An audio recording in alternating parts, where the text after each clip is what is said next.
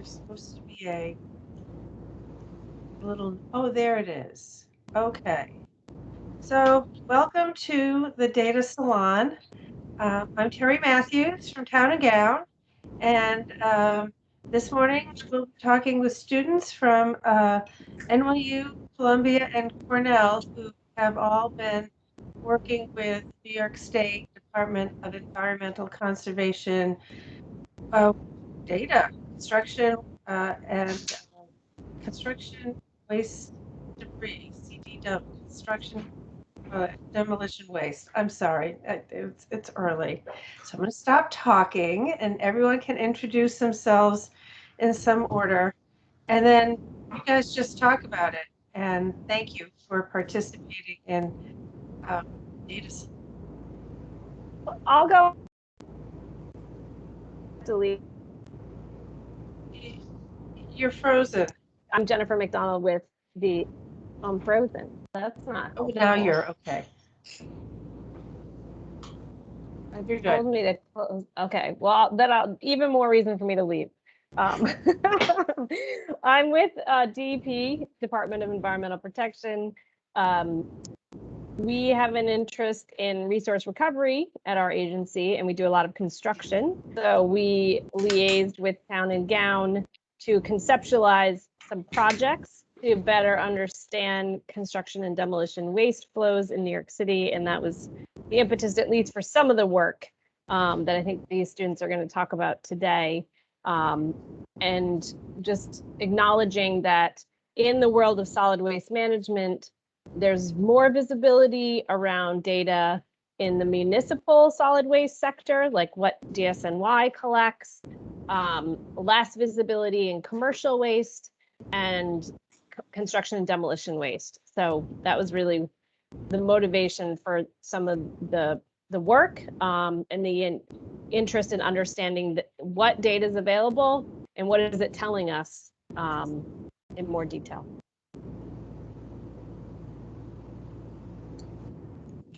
Kathleen, want to go?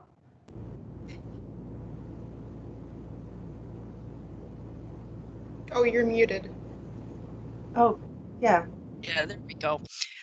Good morning. Yes, I'm Kathleen Prather. I'm with New York State DEC, Environmental Conservation, in the solid waste program and working on beneficial use and construction and demolition debris recovery.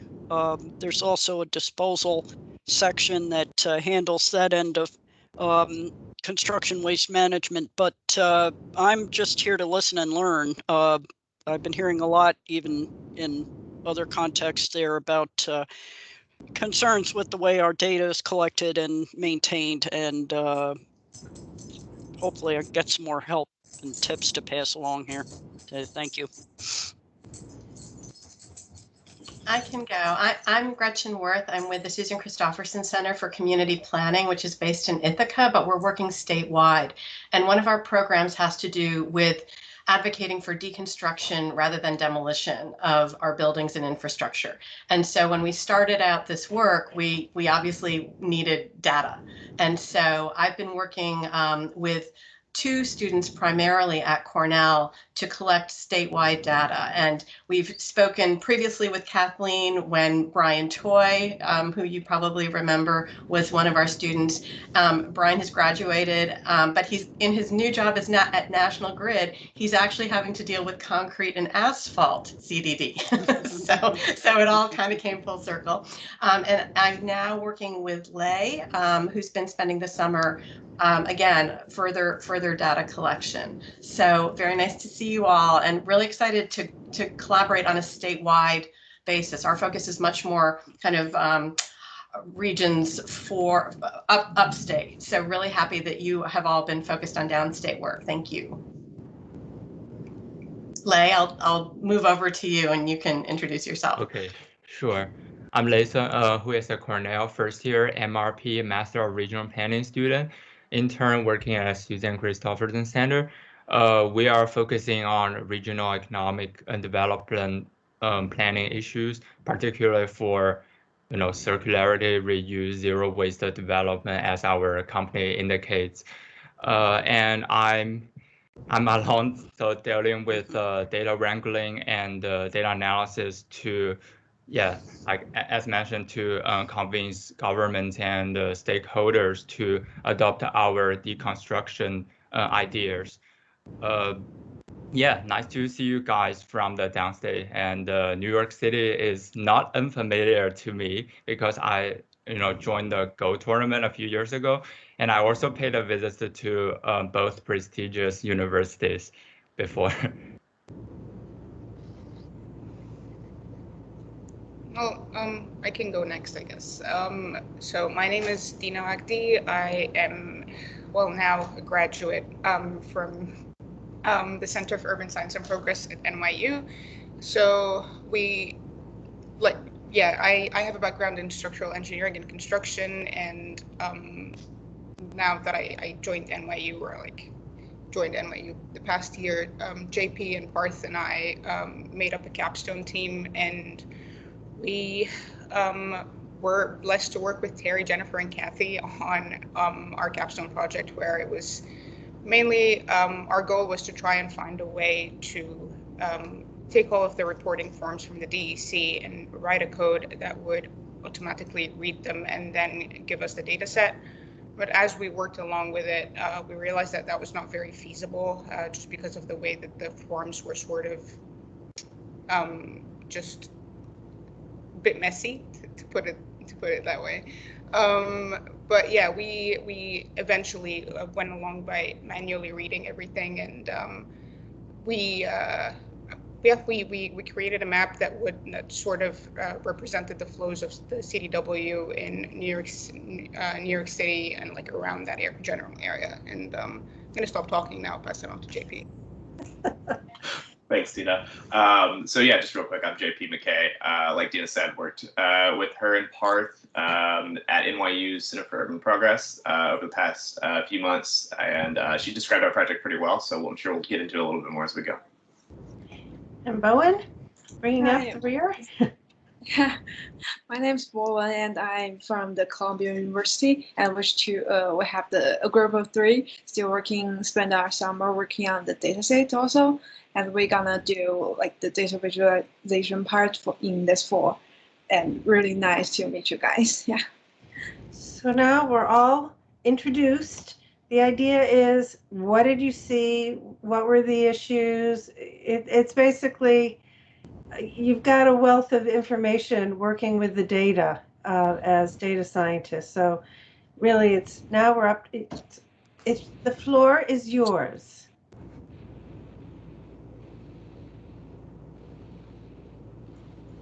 But you have to talk, otherwise it'll work. Well, I'd be just curious, Bowen and Lee, to hear kind of about your projects. I've knew you were working on this, but I didn't know exactly what you guys were doing. So maybe that would be a good place to start.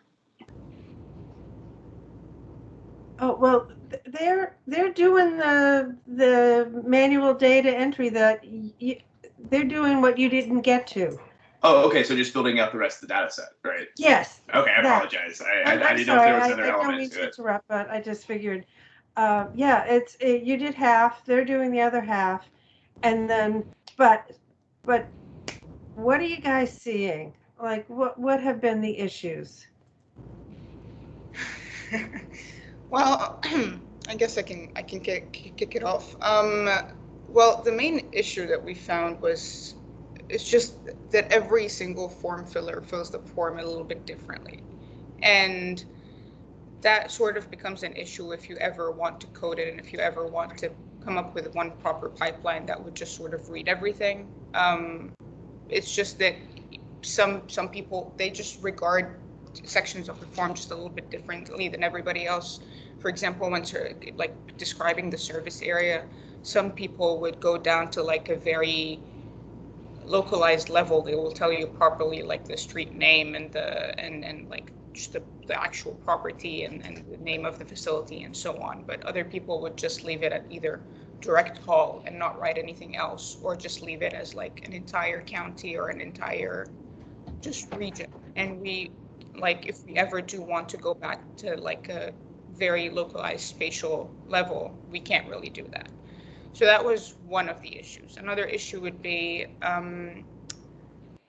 just essentially filling out the entire form, for example. They would just write the specific generic things that they feel like that is important enough that we can submit, and then they just pass it along, and that's about it.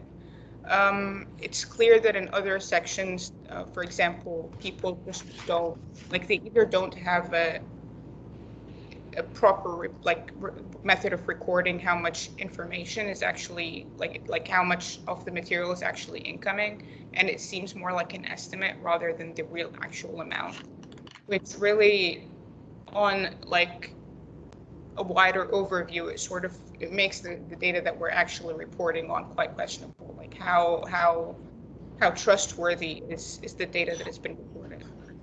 And yeah, that sort of is what comes to mind.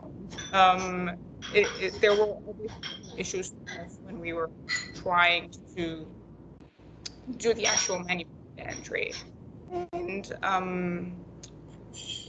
then just sort of translating that really big table, because when we were doing manual data entry, we just had to make it easy enough for us to do it quickly, that we are not wasting a lot of time for ourselves, and that we're being very efficient about it.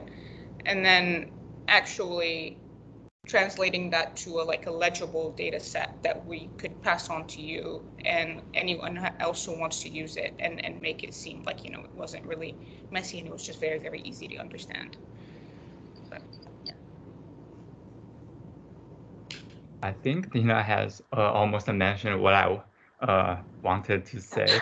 So, but should I share the screen like to show you? Yeah, I actually made a PowerPoint for this, and I would like to, let you see what's going on. Yeah. Can I share? Okay.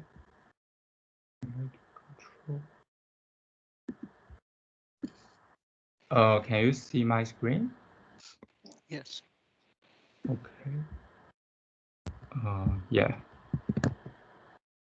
So this is the data form that we have. And I actually need to use a CyberDuck to, get inside to grab the data and manually, type everything. And then, oh yeah, this is the other work that we, are working on.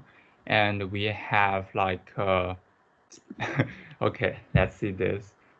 Spelling mistake, like, for this one, it's called core length veil, but it should be like VILLE, like double L, V like city. So yeah, it's one of the problems. Hold on 1 second.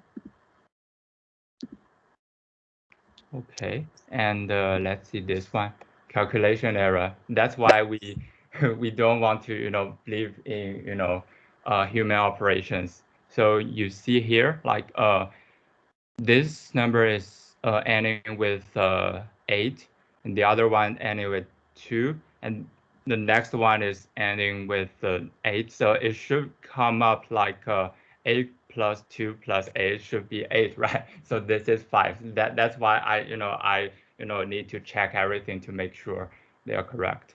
This is the other issue, and this one, readability issue. Well, sometimes you need to flip it over, like it's not that readable. And some of the words are handwritten, so which is like much harder to read. Oh yeah, correct. And attachment, yeah, sometimes the one is like putting everything behind, and let you try to find and even match. Yeah, so these are the 4 issues, and I don't know whether I need to continue to present the rest, like the rest of for our work or resort. Okay, let's see. How can I stop share? Sorry. Huh? Okay. So just two things that we sort of, because we again went through this and we found a couple of easy ways to go around that. So for example, like the very first page, we found a way so that we wouldn't read that at all. There's an existing data set on NYC Open Data that has all of the information on the facilities, the solid waste facilities that already exist in New York State. And it has that page pretty much just filled out. So if you know the, I think it was the activity number of the facility, you can go in and find it in that list, and it will tell you all of the information about that facility. So it will tell you the name, the location, address, the name of the owner, and everything else, so that you wouldn't have to actually manually enter that very first page, which I guess would be the most difficult part of that whole process. Dina, would you mind throwing the link up to that, just so we have the same source that you've been using? That would be really helpful. I'm not sure we realized that. Thank you.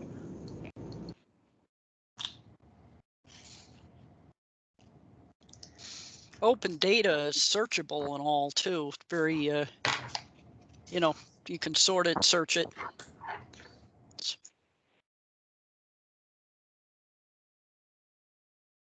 We have to eventually. Can everybody hear me? I'm not. My screen isn't good.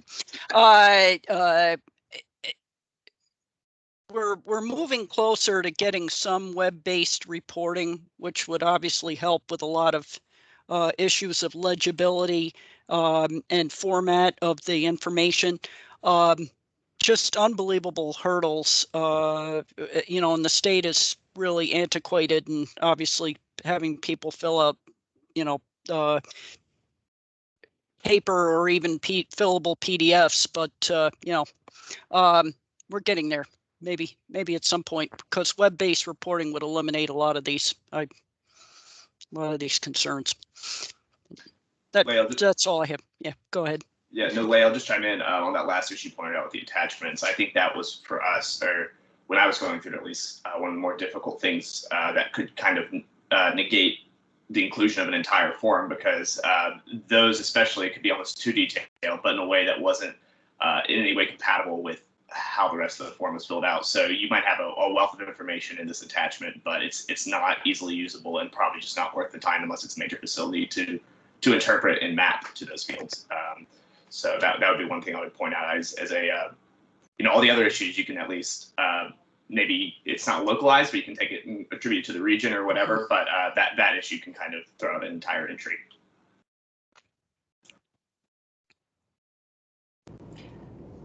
Sort of to follow up on that, I think the main reason, or at least that's what I felt again when we were doing the manual data entry, was that there was just not enough space for the people who were filling out the form to put in all of that information where it was supposed to go. So for example, and especially when it comes to landfills, they would have a lot of service areas that they would need to mention. And so like they would have maybe 20 service areas for like one material or something, and that would just wouldn't, like they wouldn't have enough space, and that would be the reason why they would want to attach a separate file. So again, that's something that can be resolved if it were a more just digitally, you know, that they can digitally submit it in a portal or something. Yeah.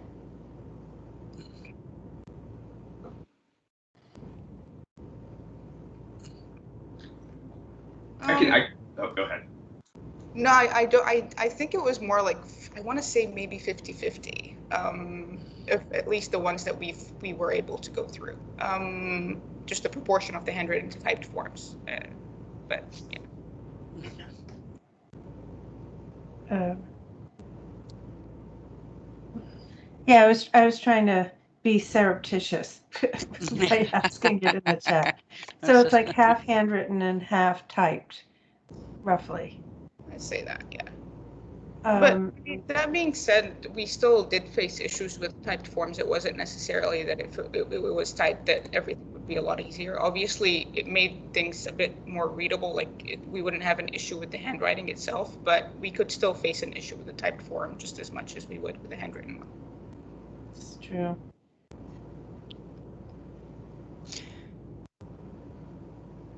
But nonetheless, you guys have been doing it. I'm sorry, I interrupted, Kathleen. Oh, yeah, I was thinking there at one point, you all had the various waste types named, and I think I was able to look at something briefly and try to help harmonize or make sense, if people were using non-standard terms for various materials. I think I was able to comment, and I sorry I didn't get more time to help with that end, but that's always an issue, is trying to get it down to a sane number of waste types and to work with. And even paring it down to what you guys have, I think we saw a lot of people reporting things as just generally either municipal waste or general construction debris, and as useful, that may be useful in some contexts, but I think a lot of people will default to filling that out as just general construction debris, so they're not having to separate all these things, or maybe they don't even have the information to do that from how they internally report. So yeah, we kind of have to stipulate to these are the types we're looking at, and we regard this as fitting in this category. And I mean, I've had to do that for a number of years with internal reporting in our database. Maybe similar to Kathleen's question in terms of the proportion, what's your estimate collectively in terms of who fill the forms that are just too general in terms of waste stream types versus people did what we wanted them to do and be more specific? Could you break that down?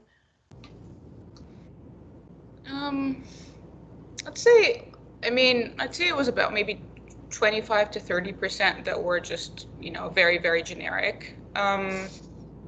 But yeah, I think that was about it. It's just that when you face that one issue, it just becomes really irritating and you spend way too much time trying to fix it. So that ends up being the one thing that's stuck in your mind, but yeah, it wasn't that many. Or at least that's, again, what I came across. Yeah, Dino, do we not see kind of, well, and correct me if I'm wrong, because I may be, but different kind of regions or maybe facility types fill it out at different levels of granularity, kind of a pattern of that, right? Because I think the New York City people, especially the large kind of facilities, were pretty much had their processes automated as far as weighing stuff goes anyway, so they didn't have to put a lot of effort. But I think you saw maybe upstate even in region 7 and 8, some of the smaller players not having the resources, to do it. So you kind of get a distribution that's skewed towards the good data being in certain areas. Yeah, that's correct.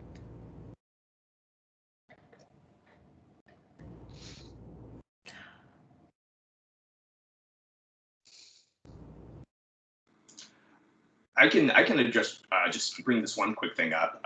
That's kind of an overarching thing as far as the monthly counts go. We, as you guys probably already know, took that data and put it into a supplementary data set, but you can't connect that data to particular service areas, which makes that data useful, but not in conjunction with understanding a more granular level time-wise of reporting. So you only can really ever say anything from year to year. You can never say anything specific to areas about monthly flows. So I don't know, that may be more trouble than it's worth, just the complications of saying how much did you do this month, this place, this, et cetera. But I do think if there was an easier way to do it, that's or something you could trade off to have that information, it would be much more incredibly useful information, especially for making a marketplace where you want to say, okay, what's it like this month compared to last year's same time. So just a thought there. And seasonal changes. Yeah. Absolutely. Different times. You get that in aggregate, but you just don't, as far as if you want to tie it to geographies, it's not possible. And sort of go off of that a little bit as well is essentially the transfer facilities, they would be sending stuff out to the landfill facilities, but then when they mention the service area, they would just write the name of the place and not necessarily anything else, or even if they do write the name, that would be great, but like in some situations they just would write the county or something. And that sort of creates a problem if we ever do want to connect those two aspects of the trip, because we sort of need to, there would be on the opposite end of that, the landfill facility would also mention that trip, and we wouldn't necessarily know how to connect these two because it just makes it really, really difficult unless we have something to merge these two on, because we can't really go into every single one of the service areas and go like, okay, so this was that one, and then we sort of make that connection on our data.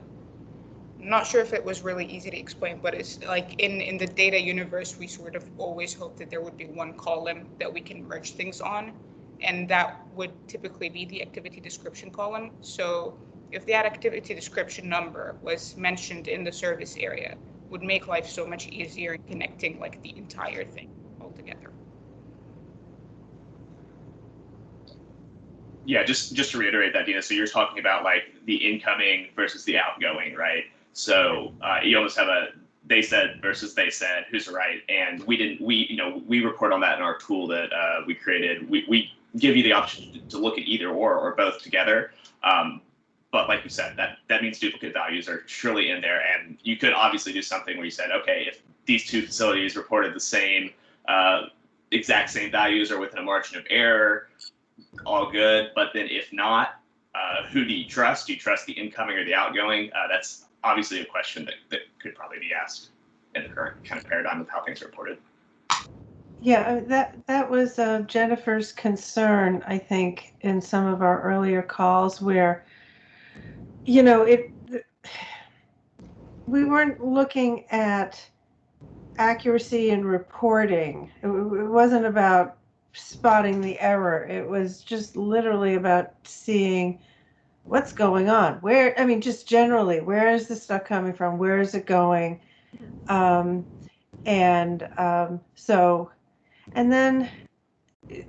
thank you. That explains that a little bit better to me than during the project. I was like, what's she talking about? But now I know. Yeah. Any other? Well, the machine reading, right? It's not because it's handwritten. You did the code. The problem wasn't because it was handwritten.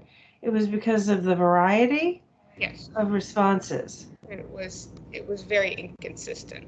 And again, typically we would want that there would just be, like, we try to, especially when it comes to machine reading, we just try to take out human error altogether. And that means that we need to give people like a set of things that they can just choose from rather than, fill things out themselves, because as soon as we give them that power, they go crazy. And yeah, so it just becomes very, very inconsistent. Like if you read a form, you can probably tell that somebody meant to put things maybe not in that box but in another one, and that's sort of like where we come in, and that's what we were doing in the manual data entry. But machine wouldn't recognize that, and they wouldn't be able to put things correctly. So that would have been a lot messier than it needed to be, and it was probably not going to recognize things all so well. So yeah, that was that problem. Well, we were so hoping that the machine reading would work. And when we started going down this road, we thought the problem would be the handwritten reports, that would be the problem, which is why, the CUF students did basically about half of the manual. And basically you created trip data to put on a map. And the Columbia Data for Good students, they are volunteering. They're not getting credit for this. It's part of the Data for Good program. They're going to be, well, the three of you are spending the summer doing the rest of the data sets with the idea that you'll, we'll have a complete data set, which would be great. But then you'll go off and do your own dataization, and so we'll have two. But Bowen, do you have any thought? Are you seeing the same thing? Yeah, basically it's the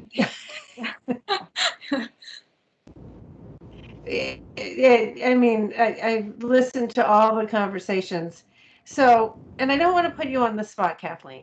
I don't. But how can this So I'm going to put it a different way. How can this experience help DEC, improve, not improve, that's not the right word. It's just, you're hearing a lot of stuff. Would it be helpful to capture? Because, for example, if you only gave people, you said, this is how you answer this question. And, if there is anything that you feel would be helpful for this group of students to sort of, I'm sorry, that presentation you made is actually really helpful. It kind of went through the categories, and the students have graduated, and congratulations on that. But tell us, and you don't have to do it right now, but I mean, if there's anything you think that would be helpful for this experience with your data to sort of help DEC, forget about, making it online, which would of course solve the whole problem. But if there's any, so let us know what, how we could help, because it's not the machine reading that can be done. It's the variation in responses. Right. So, Oh, go ahead.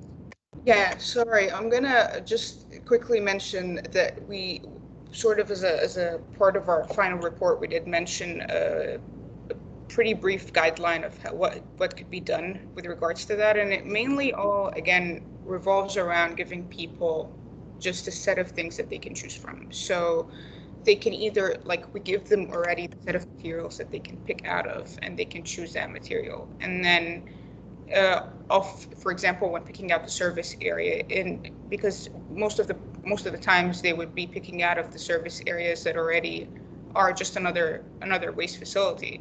So we can give them that already, like all of the available options already, like in a list, and they can just pick out one of those, and that would eliminate all of the like any of the manual stuff that needs to be done, because that just giving them a list, that means that we can, for example, in the service areas, they can link it back to the general solid waste management facilities list that contains all of the information, and then we'll have everything just put together and eliminate any human error as much as possible.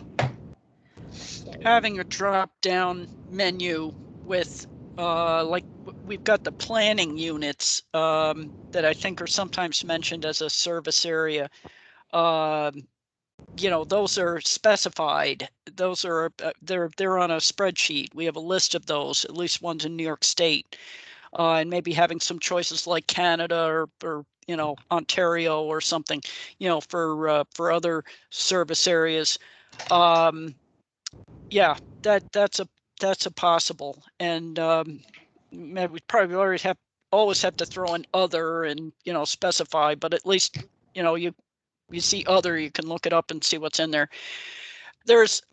I know there's a lot of nuances we take advantage of in the way it's kind of free-form reporting now. I'm sure we do with respect to just knowing what's going on at a facility or following through with compliance and enforcement. But yeah, as much as we could standardize would make it possible to do the kind of things you guys are doing. I think if there's something that might help the department prioritize or move this a little further ahead as far as changing our data reporting would be to see what the possibilities are, such as the material flow diagrams, the visualization that CUSP has done, which I apologize, I missed the presentation on that, and I very much want to follow through and see the recording and read the report there, Dina and JP. Because maybe I could make a digest of that for my my bureau director has always been keen on doing more with our data, and others in my area would be, as long as you kind of, as long as our staff follow up with, hey, I'd be willing to X, Y, I'd be willing to get it into a form. But then, as far as breaking through some of the barriers of, legal and ITS and other things to, change our data reporting and how we do it, and collection and the forms, and, if we need the legislature, that would be the worst case, to pass something, change the way we're, or regulations, which is hardly easier, but, if we could do that, I think everybody would benefit. And I know, industry gets worried about CBI and all that, but there's just all, confidential business information and so forth. But I don't know. I'm just trying to think of the concerns that we could run into, but certainly seeing what's possible with the data, I think would help a lot. And I want to look at what CUSP has done. I want to get some visual, some of the visuals out in front of Rick Clarkson and the director there and other folks, and let them know what you guys have been doing. So we have I think you guys, the CUSP team sent, Kathleen and Jennifer the link, and so we should definitely send it to Bowen and her team, and Gretchen and Lay. So if you could just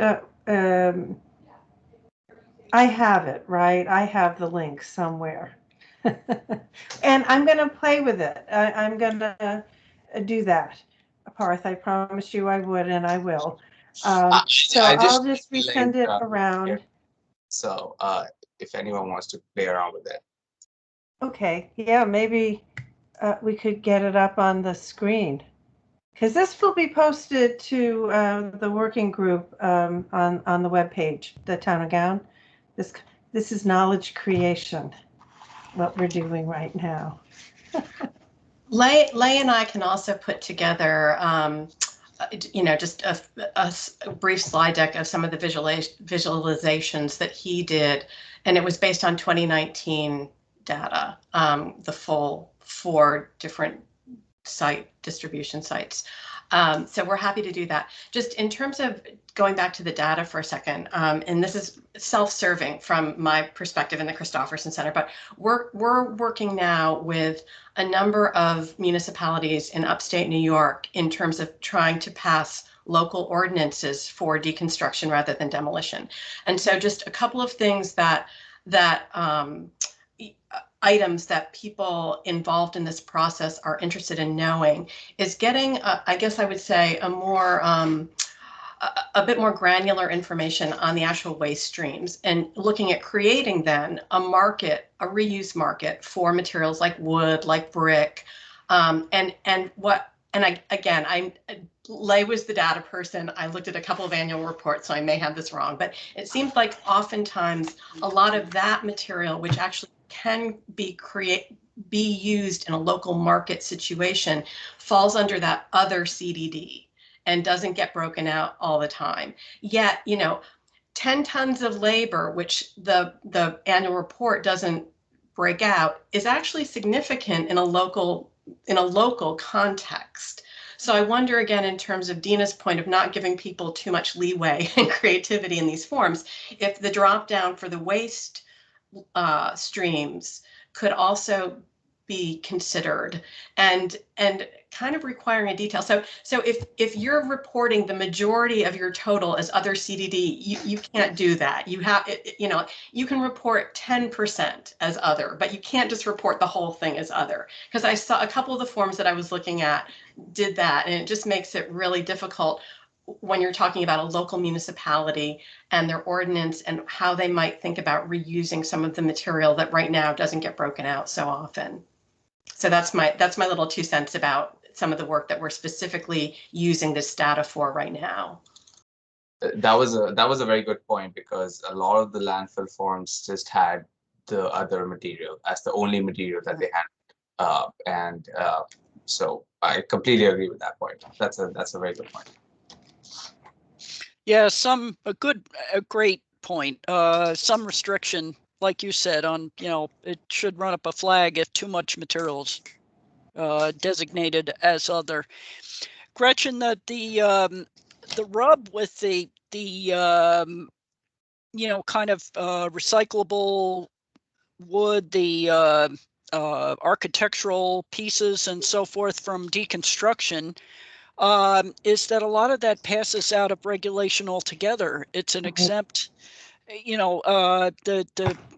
a marble mantelpiece or good dimensional wood, going to your habitat restore or architectural warehouse or someplace like that, because DEC is trying to get out of the way of that. We're trying to, not impose. No, absolutely. And I actually, I totally agree.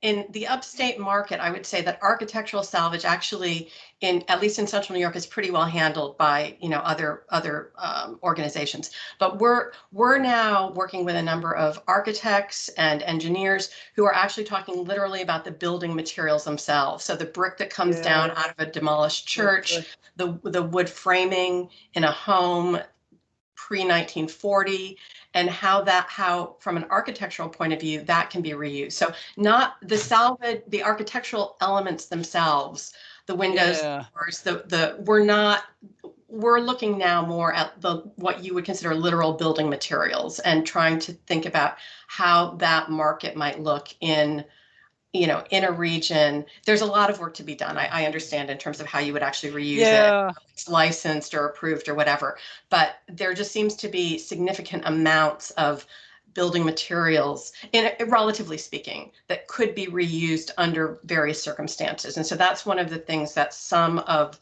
the people that I'm working with are interested in and are skilled and able and have the knowledge to really take that and come up with a plan for that.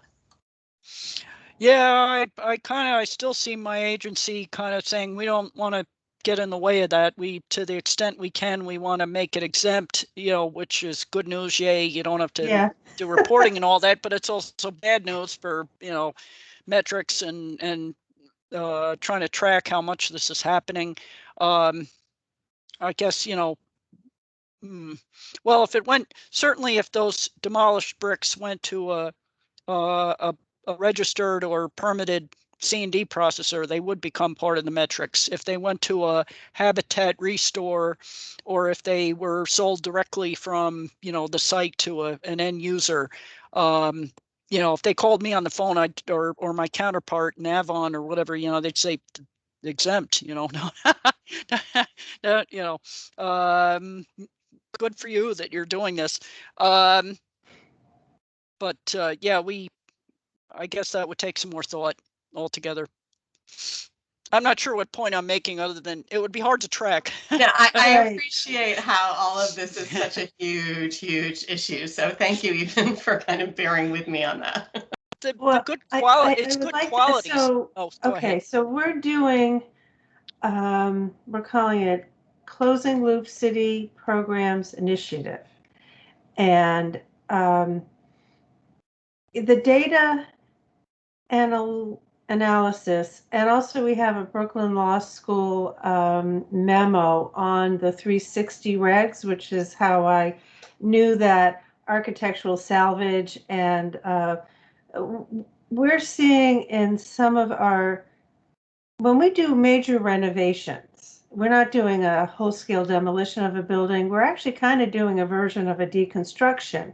If it's an old building, it'll have old wood, old wood joists, which could be reused. So turns out we're kind of actually down here talking about that. And we discovered that that's out, which was great because it's sort of like, yay, it's out. We don't have to worry about it. We don't have to find a bud for that.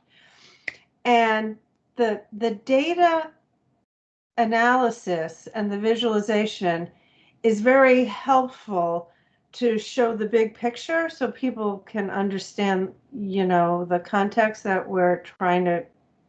But your ordinance, which is an analog to the initiative, at some level it's, well, certainly New York City is a large market maker. I mean, our public capital spend is a big part of the local economy.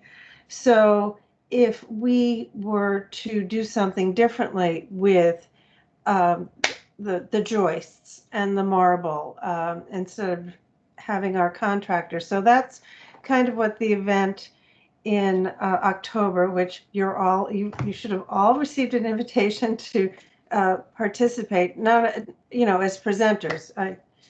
But the idea is that the data is, if it's exempt, it's for a really good reason, because New York State has done an amazing thing. I mean, you don't get enough credit for this, but those 2017 amendments to the BUD regulations, the Part 360, were really fast. And I noticed that when I first looked at them. I just didn't fully understand how New York State was attempting to support the private market, the reuse, the recovery and reuse market. And they've done a great deal, but that's it assumes a working market. And so when you're looking at, it's a regulated free market, you got to focus on the supply and the demand. And government, you're doing it up in upstate New York with, and you're focusing on private deconstruction as opposed to public project deconstruction.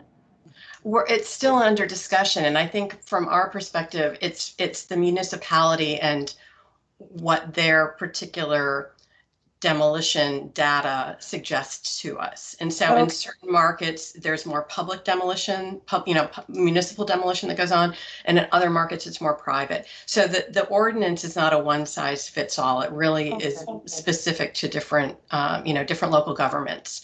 And so again, in terms of the data in that regard really is coming from their permit, their demo permits. And so this has not, the kind of peripheral to this discussion. But it's going to vary depending on the size and the state of the local community. Okay, but it turns out, because when you were talking about deconstruction, I remember thinking, well, that doesn't apply here. I mean, because we got big buildings. And then this is on the Brooklyn Law School legal analysis. All of a sudden it hit me. That's what we're going to, if for this to work, to be able to recover the materials to be reused, either directly or indirectly, we are trying to figure out how to get the contractors without, it's to be discussed in October at our event. We're pretty close. But it turned out, it hit me. That's exactly what we are trying to get our contractors to do. More careful, maybe not the whole building, but for the things that can be reused, to be a little bit more careful in, so we're careful demolition or I would say informed. I mean, I can't speak to downstate, but in upstate, what we are assuming, we're trying to gather some data on this right now. What we see is that even demo contractors do some deconstruction and salvage, because that's how they're making their money, right, on the contract. So it's not like they're just demolishing everything and just carting it away. But I would say what we're going for is, short of a full deconstruction, is an informed demolition, because what might be valuable specifically professionally to the contractor is not, the contractor may not realize that in fact things that he or she does not find valuable, there are other people, other organizations, other entities that do.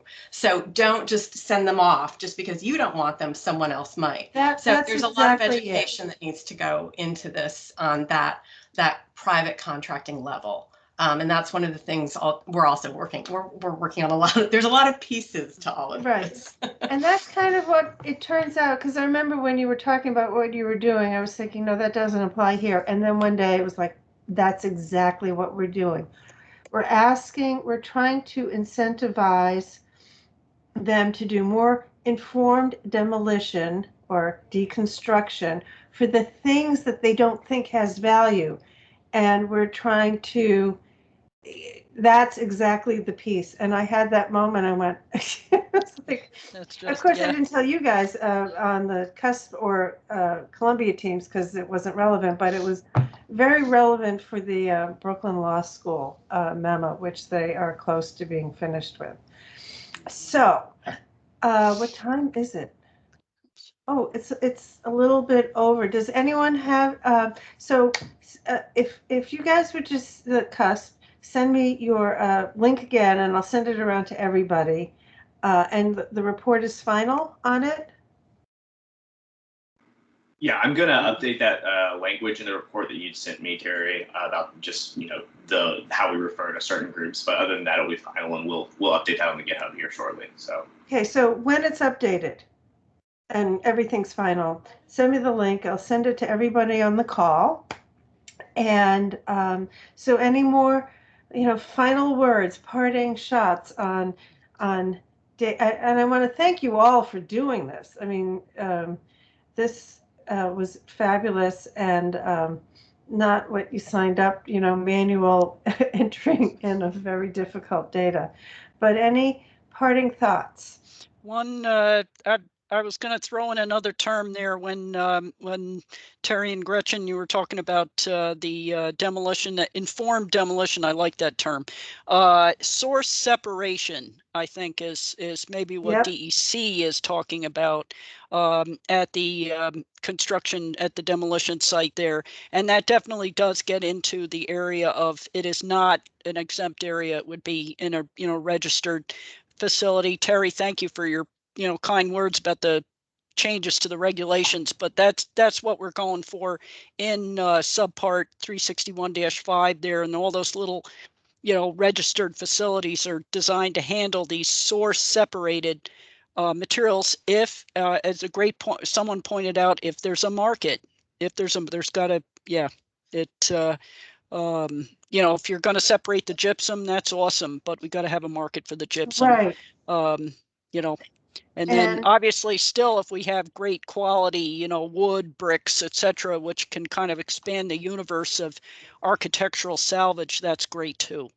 Even if we can't keep track of it in our metrics. But anyways, that's all that was my 2 cents. Yeah, no, I just wanted to thank you. Kathy, thank you. And please pass along our thanks to Ka, because the two of you have been so helpful in responding anytime we've had questions over these past months. So we really, really appreciate that. So thank you. And also thank you to Terry and all of you downstate students for all the work. It's been really great spending this hour with you. Thanks. So, thank you. So to be continued, you're all, I believe you've all been invited to participate in the October event. So this is another dress rehearsal, actually.